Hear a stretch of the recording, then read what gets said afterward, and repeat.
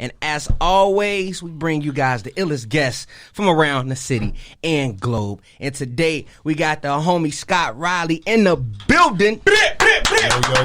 Yo. What's up? What's up, family? What's going on? How you doing, big dog? I'm good, man. You know, living life and loving it.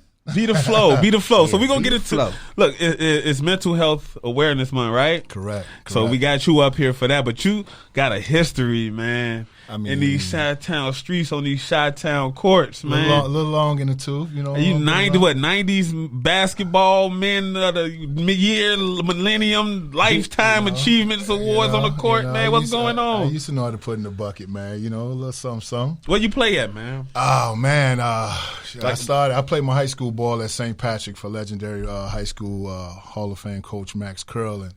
And he was dope, man. He was a great guy. You know, he was one who kind of held me accountable, you know, keep the fundamentals, keep the game simple, you know. But then I ended up playing my college ball at Lewis University, where I played for Jim Weitzel, who's now the head coach at Buffalo University. So, you know, Lewis was dope, man. I played with a bunch of dope guys. Great experiences, you know. So from the city, when you was in high school, who was you balling with? Oh, man, I came out with a hell of a class, man. It was the same year like Antoine Walker, Donovan McNabb, those guys. Who else, man? It was so many. I mean, it was, you know. Donovan McNabb hoop. I heard, I see him. He looked like he could hoop with the height. Hey, man, Donovan was thick, and he was like, man, listen. One of the strongest dudes I ever played against, like hands down, like on the court, not on the field. Yeah, no. That's one regret I have in life. I never played high school football. Okay, but on the hoop game, Donovan can hoop. Like he wasn't just no role player. Like Donovan gave him work out there. Like he was hacking. He looked like that was like Donovan had game. I can't even front, man. He did his thing. But like Michael Herman, he was doing his thing at Westinghouse at the time. Man, so many ballers, dog. I mean, I don't even know what, just so many, What about in college? Like when you was at? Oh man, we played in the best, Lewis University's Division II basketball, but it was it's the Great Lakes Valley Conference, which was ranked the #1 Division II basketball conference in America. And it was a lot of Division I transfers, JUCO transfers, just guys who academically probably, should be playing Division I, but didn't, couldn't, either qualified and just wasn't happy where they were, or didn't qualify, ended up playing at a Division II spot. But Lewis was dope, man. We had a lot of talent, some straight ballers, guys who just, who brought it, every day. So I was blessed to make the NCAA tournament 2 out of the 4 years I was there. And it was fun, man. It was fun. No regrets at all. So like for basketball, like what steered you to that sport? Because my brother played football, and I didn't want to be like my brother. He was a dog. My brother was a dog in football and basketball. My sister was a dog in volleyball, and I wanted to find my own way. So, I went to a Catholic grammar school where they had organized basketball. So in 5th grade, my brother was already hooping. So I started hooping with him. My mom and dad afforded us a little hoop in the back, back driveway. Mm-hmm. So we started playing a little one-on-one, cousins, all the little cats from the hood. We used to come around, play on our hoop because we was the only one who had one. And that's how it started, man. And probably like 5th grade is when I was like, you know what, I like this. I kind of like this thing. So you was like, what, 12? What is 5th grade? Yeah, that's what I'm trying to say. I can't even remember. I don't even know how old I was at that time, y'all. Come on. It's like 10 years. Yeah, but no, seriously, man. Like, you just, honestly, you really don't know until you know. And I think it was the first time I played against cats in the hood, because, you playing against your classmates is one thing. But then when you start going to the Columbus Parks, the Golden Domes, the Garfield Parks, you playing against other cats in the neighborhoods, right? They like, oh, you're a Catholic school boy, let me give you this elbow. How you gonna take it? Like, come on, man. But that's when things got real, and I was like, you know what? It's time to let's do our thing and let's go. Do you feel like hooping at those parks like Columbus, the Golden Dome, hooping out on the street? Do you feel like that helped made you better as a player? Oh, man, without a doubt, because that's where the confidence came from. Because, again, like, because, again, you comfortable playing against your boys. Mm-hmm. You know what I'm saying? And a lot of times you're the best out of your little circle you hanging with. But then when you playing against other cats from different neighborhoods, different blocks, it gets real. But then when you walk away, like, shit, I did my thing. like, yep, I belong. So, yeah. With me being on the west side, I got to ask you as well, what was your preferred court to go to? Mine was over by the Golden Dome. Yeah, no doubt. But what was your preferred court? It's the Dome all day, every day. I mean, the Dome used to have this tournament with, like, the Hoyas, Top Dollars. I don't know if you remember that. They used to just have this league that was just dope. And it was everybody around the city. It didn't matter if you were south suburbs, south side, west suburbs. Everybody came to the Dome and played in this league. And my homeboy, shout out to Cedric Thomas, he put me on. He was like, man, look, I'm playing in this league. It's with Top Dollars, and my boy Kenny Pratt, shout out Pratt. Pratt was a baller too. Dog. Shout out to him, man. West Side, K-Town all day. But they put me on this league. And once I got in that league, dog, it was crazy. It was crazy because you had like all the top dogs in the city of Chicago playing in this one spot at the Golden Dome, and it was intense. So. A lot of people don't understand how deep the basketball culture is in the city. Oh, like, could you can you explain like the passion and how deep it is here? Listen, I mean, you talk Chicago hoops. I mean, all the way back to the, to the 50s, 60s, 70s, all the ballers that came through this city. New York, they talk. L.A. think they got their ballers. But ain't no basketball. Chicago is the mecca of basketball, man. Hands down, all the talent that's come through here is real. Mm-hmm. And I mean, anybody who try and dispute that, we can go tit for tat with names, careers, stats. I mean, come on now. I mean, I'm talking about even the guys who didn't even make it. Yeah. I mean, guys who had it and had some struggles along the way, or got injured, or whatever their story may be. Yeah. I mean, imagine Benji. Remember come Benji? On, man. I'm talking about straight dogs, guys who can ball. So Chicago, to me, is the mecca, hands down, when it comes to hoops. Make sure to check out the iLLANOiZE playlist, in which we provide you with the latest tracks we play live on our show. Head over to Spotify and search iLLANOiZE Radio to follow our playlist, as well as follow our podcast. Now let's get back to the show. Yo, what's up? It's your girl, Pretty Riot, and I'm sitting pretty starting riots here on iLLANOiZE Radio. And before the break, we were chopping it up about Scott and his extensive basketball career. Yeah, I mean, you know what? Honestly, it feels like a lifetime ago, yo. Like, seriously. And to keep it totally transparent, I can't even tell you the last time I shot the rock. Ooh. Like, seriously. Shot the rock. It's wow, like, y'all are old. Yes, we are. Because I ain't never heard nobody say that. And my mama played basketball in high school, so I didn't heard her refer to basketball as some things. But shot the rock. Look, I'm sorry. I didn't mean to just call you old. But it's all good. I am 44, and I got the little salt and pepper rocket. Y'all see me up in here. You don't look that old, though. But, it's real. It's good genes, baby. The black don't crack. Black don't crack. Mama and daddy did good. For sure. So I wanted to ask, growing up and playing ball, like, what does that do for a kid growing up in K-Town back in those times? Oh, man, it was the dream. It was the hope of, like, what if? Like, if I can make it, because everybody wanted to go to the league, right? Once you pick it up, you get a little taste of it. Especially during that era, y'all know 23, baby. MJ had everybody dreaming, want to be like Mike, right?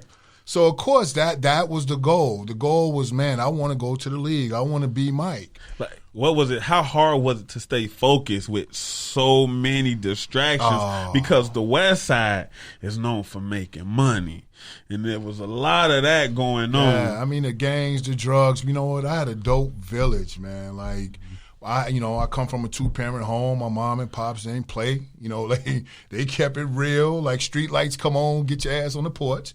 Nope, you can't go on that block. Nope, you can't go on that block. And I grew up, I had older brother, older sister. I had a ton of cousins. So those are my friends. I really didn't, we all kicked it at the house. So that kept us in that bubble where, again, they protected us as much as they could until we started getting to the point where, like, I'm about to get off this porch.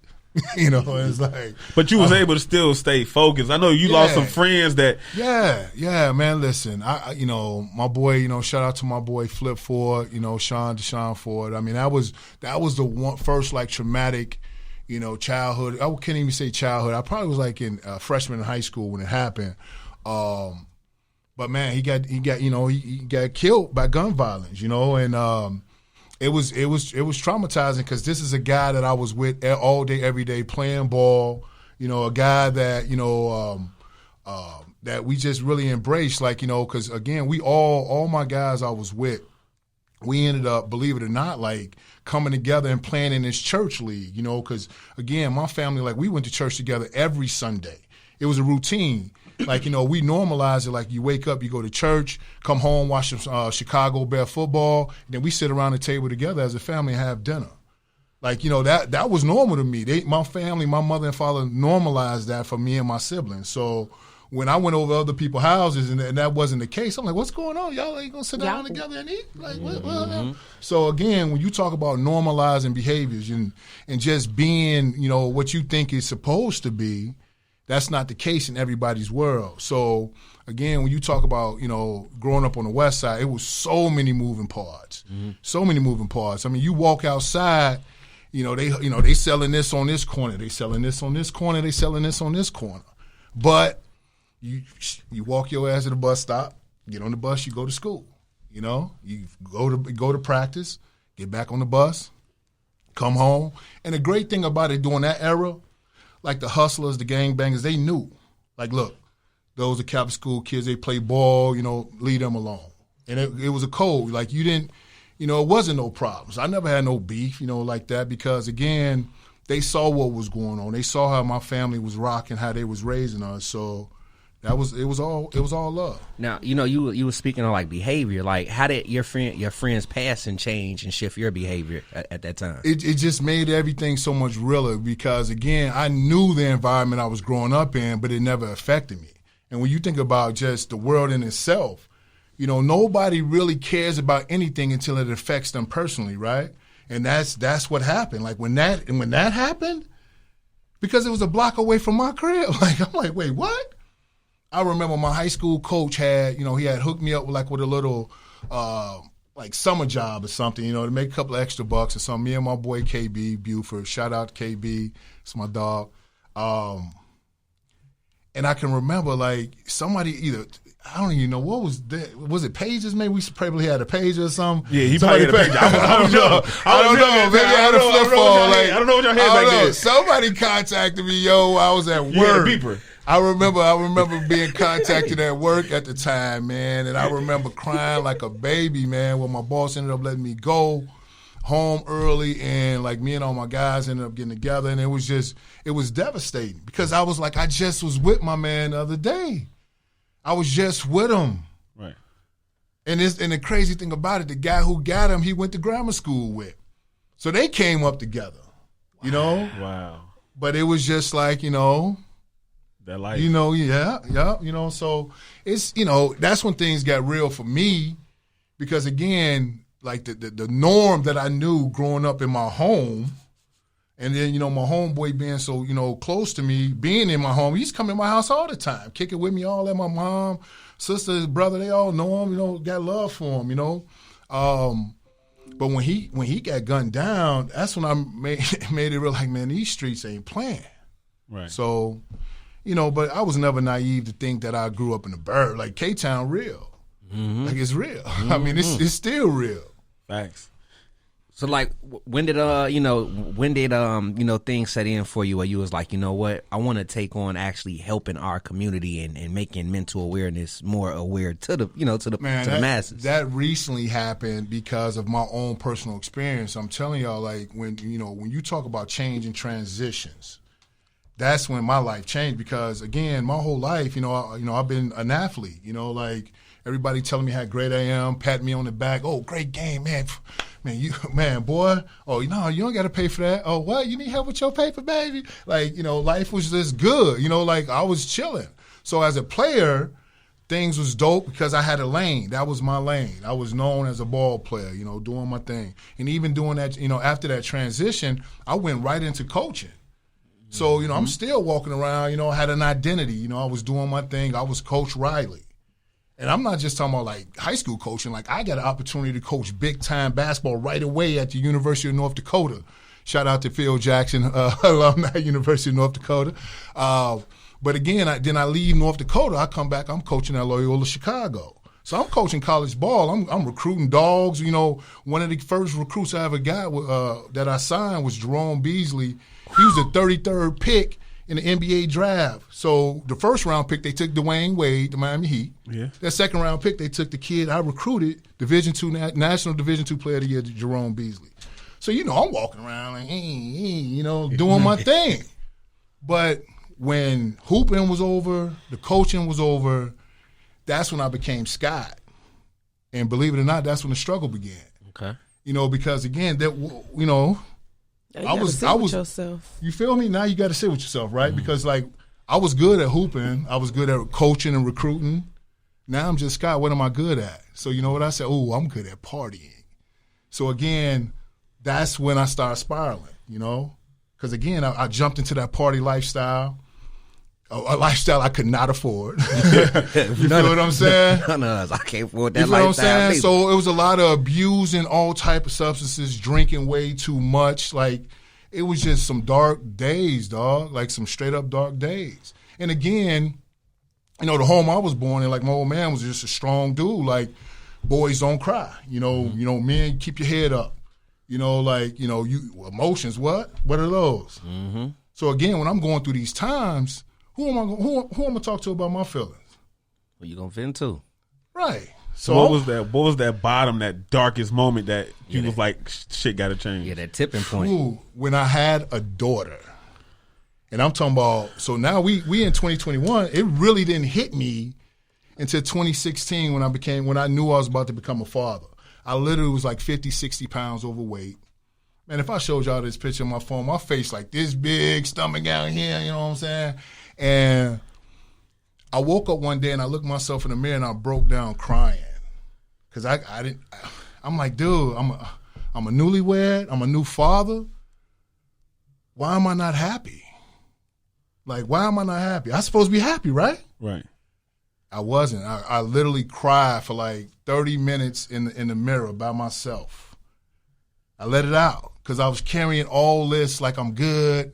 Yeah, I'm Scott Riley, walking around, big freeze, yep. Nope, I was dying inside, dog. Dying. Go ahead, sis. Okay, great, because I really... So it sounds like at that moment, that's when you started your self-love journey. Yes. So other than crying in the mirror for 30 minutes, like what does that look like for men? Because self-love for women looks a lot different from self-love for men, especially what you just saying, like you grew up with the household of love.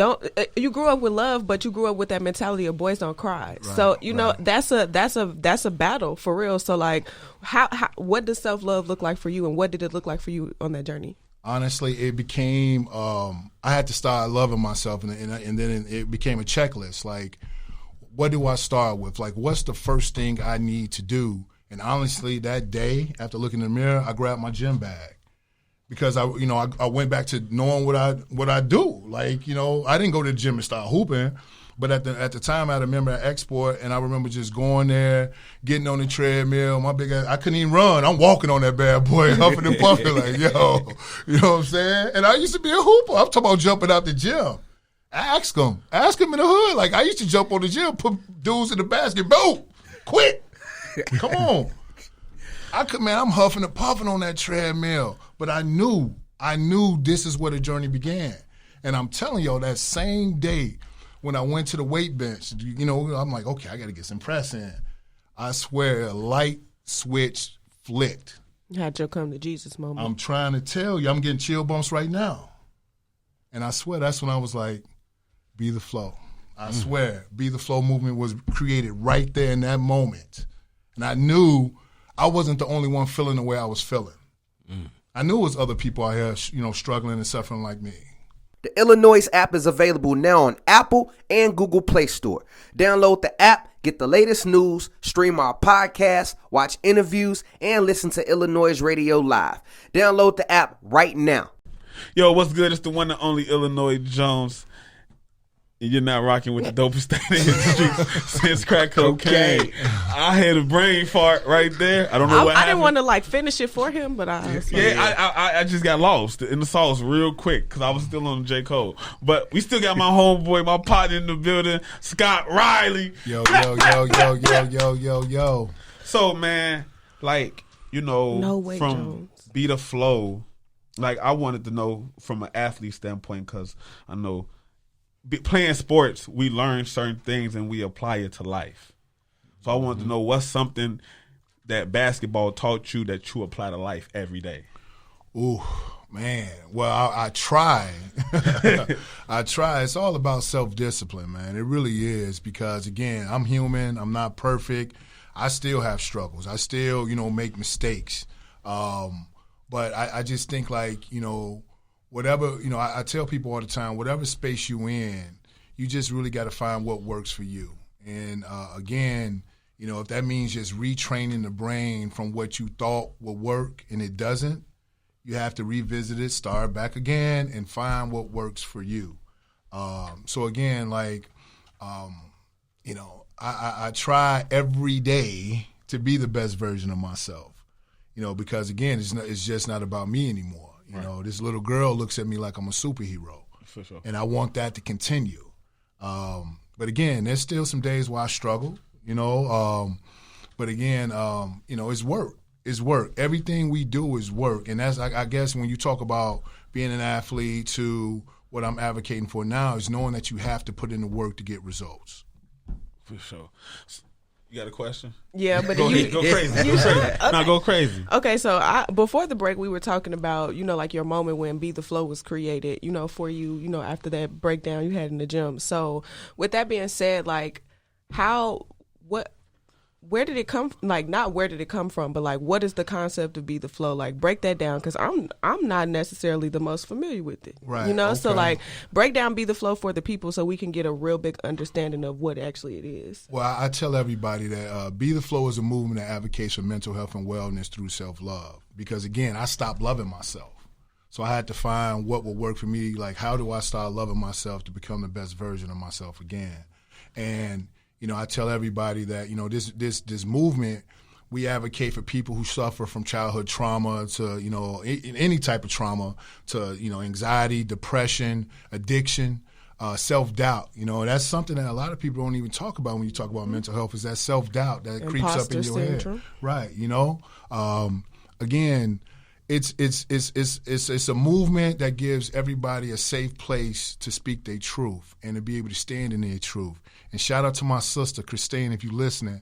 She reminded me about that, about standing in my truth, because I had some struggles.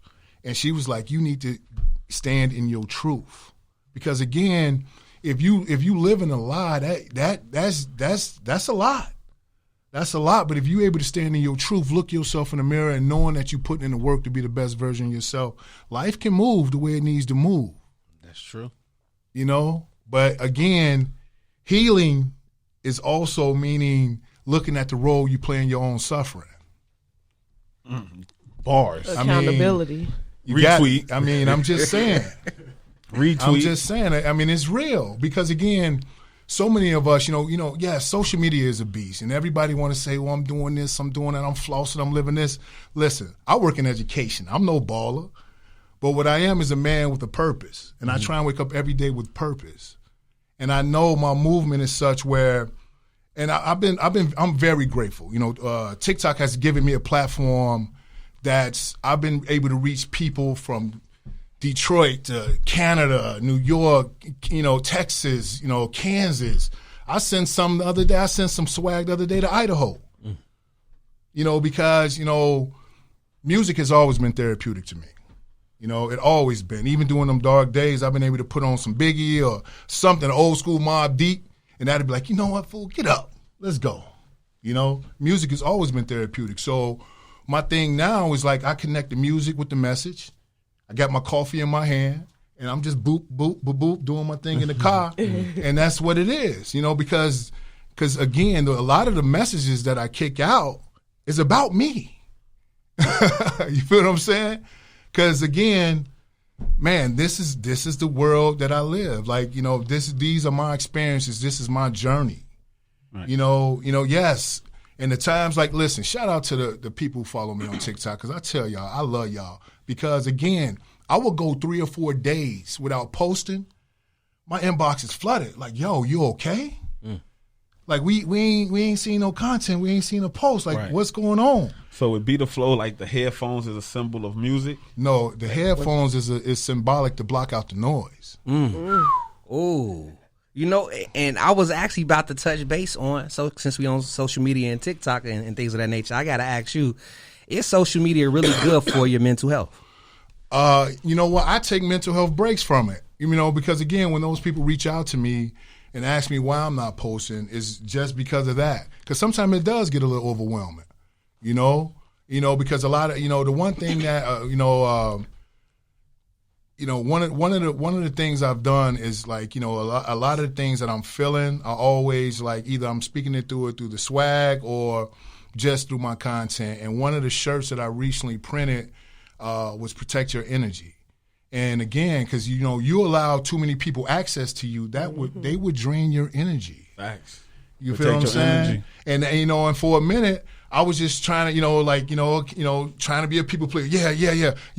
Text me or drop me a DM. Yeah, I can probably do that for you. Yeah, And I'm like, yo, hold on, this is too much. Facts. And then I'm trying to ship out. I'll do, y'all see Spread that little nice yourself packaging over there. I do all the packaging. I do all the shipping.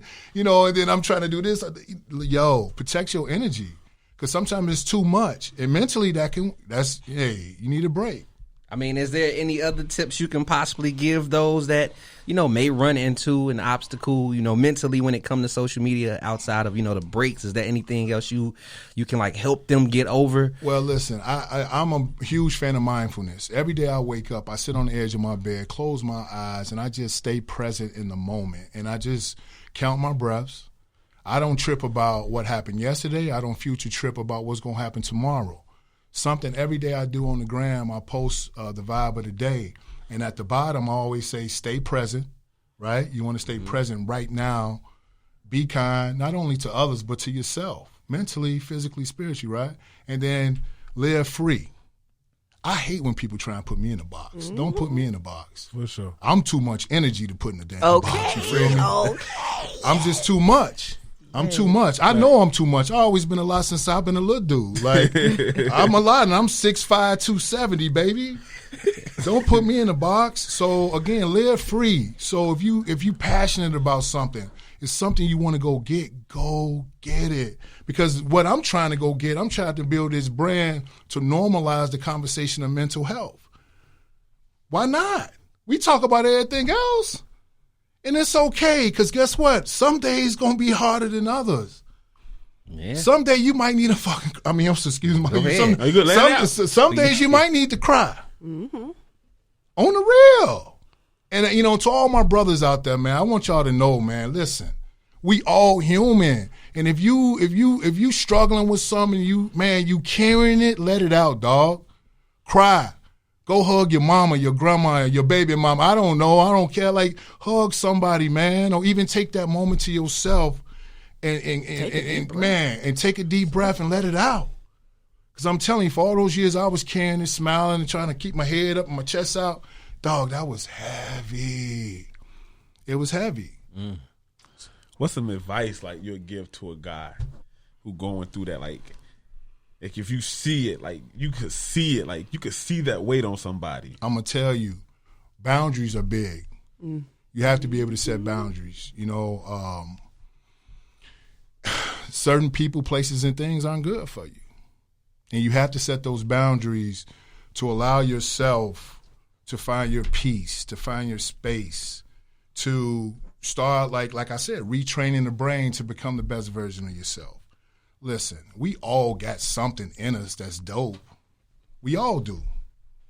No, listen, our people are unbelievable people. Mm-hmm. Mm-hmm. We all got it, but again, sometimes we get deterred from the mission, from the purpose, from the passion.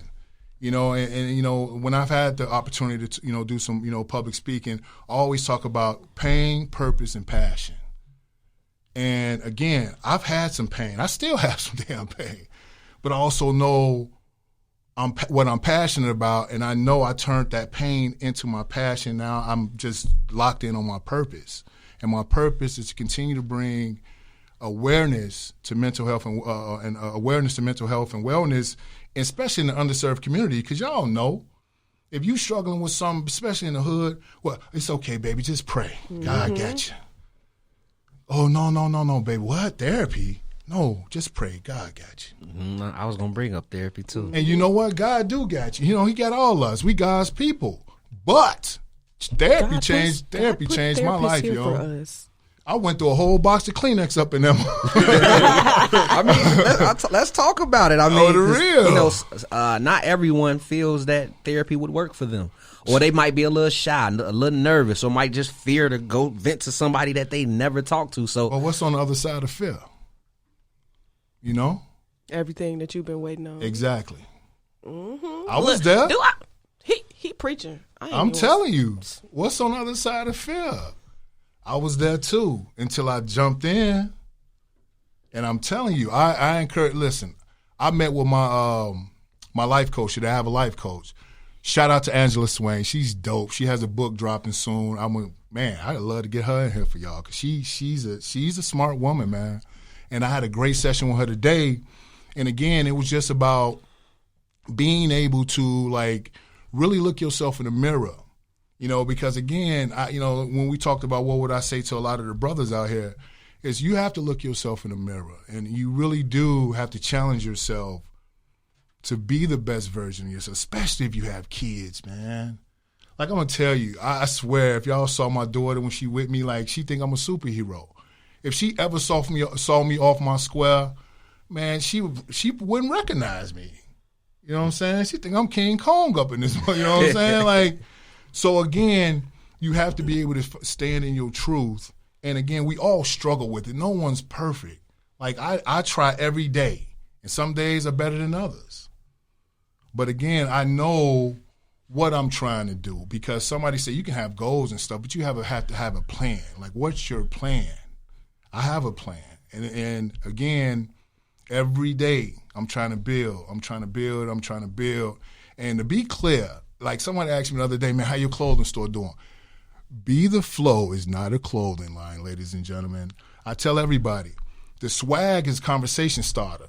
So if you when y'all rock y'all swag I brought y'all today, shout out to my people here at Illinois Radio, iLLANOiZE Radio. For bearing gifts. Like straight up, when you wear your shirt out and somebody say, be the Flow, what's that? You tell them it's a movement that advocates for mental health and wellness through self-love. You tell them. Because again, I don't like sell gear. So people are like, oh yeah, the denim suit coming out next week. No. When you see the headphones, you know that's meaning block out the noise. Everyday noise. You know, and be the flow. Be the flow of that positive energy. Good energy is contagious. That's my content on TikTok. The smile, the music, the message. That's what people, when you read the comments, people are like, damn, I needed this today. I was about to quit. Ooh. Thank you. And that means everything to me. That's the win. That's the win. I got to ask you, too, for everybody that would like to know, like, what's your biggest goal for Be The Flow? Man, I'm trying to take it to the next level. And when let me reel that back. I'm about to take it to the next level. Because, again, I truly, this is my passion. Mm-hmm. Because I have a story. And, I mean, if we had more time, y'all would be like, what? Like, you know what I'm saying? Like, things were hard, man, like for real. But again, it's about normalizing the conversation because we all have a story. Right. I'm no different than anybody else. I'm from K-Town, baby. Like, me too. You know, right? K-Town. Shout out to my man. West Side, baby. Like seriously, it's all about you have to be able to be. You can't like. There's no shame. Like this is your journey. Right? And again, like how you gonna move, how you gonna navigate through it? Because you know what the easiest thing to do is to quit. Right. Mm-hmm. And you do a lot of that in pushing people doing your workouts. Man, listen. The thing that I knew that I was on to something is that I started the Be The Flow Wellness Program where I offer free meditation, yoga, and fitness to the west side of Chicago. And when I tell you the first Saturday I did it, 6 people showed up. I walk up out of there like, man, damn, am I wasting my time? Next weekend I had 22 people. Next weekend I had 28. It just kept building. The momentum just kept building. Because you know what? People just said, yo, what? And I didn't know black people were so intrigued about yoga. Yo, my man just did yoga this morning. Yoga's nice. On the real, because that was my biggest group. Like, I led meditation, but then I had a lot of amazing volunteers that came and led the yoga, and I led the fitness portion of it. But people, like, the biggest group was yoga. And then I'm like, okay, we getting down in about 10 minutes with the HIIT trainer. They're like, all right, do this. I'm like, what? Y'all ain't gonna stay and get the sweat in? But I think it's because yoga, like with yoga, because I do yoga too from time to time, like that really teaches you how to channel your energy and control it. So like being on the west side, like being in the hood, people probably, that's close to some people are probably getting to therapy. You know what I'm saying? No is doubt. Being able to be, like you said, present in that moment, able No to doubt. just like hone in and control their energy. So that's not surprising to me. Well, we coming back, y'all. The Be the Flow Wellness Program is coming back. I'm in talks right now. This whole pandemic just threw everything. The momentum was crazy. I had people coming from the burbs, out of state, checking in, coming to the wellness program. It was dope. How did the pandemic affect you in pushing Be the Flow? I mean, honestly, it helped because it helped me through some self-growth, and then it introduced me to TikTok. I'm telling you, I first of all, the store is in place because every year I have an annual Be the Flow backpack school supply giveaway. And when I first launched this thing, I was able to service over 125 black and brown girls and boys and girls on the west side of Chicago with backpacks full of school supplies. I'm talking about scientific calculators, the whole yard. I mean, the whole nine. Because again, people purchasing the swag allowed me to do that. So every year, boom. And shout out to my family, my cousins, my mom. Mom, I love you if you're listening. Like, they just, like, you know what, we a village. So they like, yo, we had every year Labor Day weekend, we have a family reunion. So Friday night, my family, we stuffing backpacks all night. Saturday morning, we throwing up tents. I got a live DJ. We got vendors out there with food, and we partying. And like we literally in K-Town, right there on the corner, baby. I ain't giving out my address. Might be some stalkers. No, we ain't gonna do all that. But if y'all see us turn, that's where we at. But no, serious, it was a beautiful thing. And then boom, the pandemic hit, so I wasn't able to do it this past Labor Day, and we weren't able to have our family party. So now, as we approach Labor Day, I'm telling y'all, BeTheFlow2016.com. You can go purchase some swag. Man, listen, the proceeds help fund the backpack giveaway. Right now, just from the TikTok fam, I'm already able to service about 150 to possibly 200 kids. Shout out to TikTok. Straight up. Yeah. These people are buying the swag. You ain't even give out your TikTok. Man, no, listen, at Mr. Be The Flow. Come see me. Dance with me with your cup of coffee in the car. Like, we out here, man, putting the music and the message out here to the people. Because again, we all have a story. We all have struggles, man. And I have no problem, admitting, my flaws. It took a long time, and shout out to my sister again. She reminded me, like, fool, stand in your truth. Because life becomes that much easier when you can admit your struggles. Sure. You feel me? I have struggles. But I work every day to be the best version of myself, and that's all I can do. Now, again, let people know how they can get in tune with you on your social media, your TikTok, your Instagram. Man, also let you people can know the site as well. Yeah, no doubt. TikTok, you can find me at Mr. Be The Flow. Instagram, it's at Be The Flow 2016. Man, you can reach me at scott.anthony44 on Instagram. I even got Facebook at Be The Flow.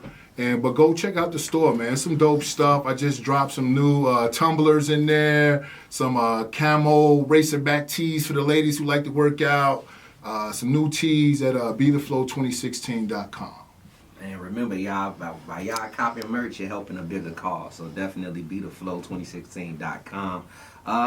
With that being said, hey, appreciate everybody for tuning in every week, every Saturday. Not even just every Saturday, every day. You feel what I'm saying? Every day. Download that iLLANOiZE app. Take us with you wherever you go. Follow me on Twitter, Instagram, all of those things at OfficialBeatGo. That's official B as in boy, EKOE. Pretty ride. What it be? What it is? What's up? I got your nigga in the cut. God damn. Oh shit! Look, Turn up then, no, show. it's a vine. It's a vine. Oh my God, y'all are so old. If the people who gonna know, they gonna know what I'm talking Look, about. I passed you the rock, and that's what you did. I didn't even realize that's what you said. You better ask somebody. Swish. Not swish, but yeah. Follow me on Instagram. Where's my voice going? I don't know. Follow me on Instagram at Pretty Riot, Twitter at _Pretty Riot. Visit my website, prettyriot.co. And yeah, Jones, what's your? Yo, you already know. Y'all can follow me on Instagram and Twitter at IllinoisJones88. I don't like y'all that much to get out my Snapchat and Facebook, but it's all love, because if you want to hear my voice or see my face, you can always download that Illinois app, or you can go to illinois.co.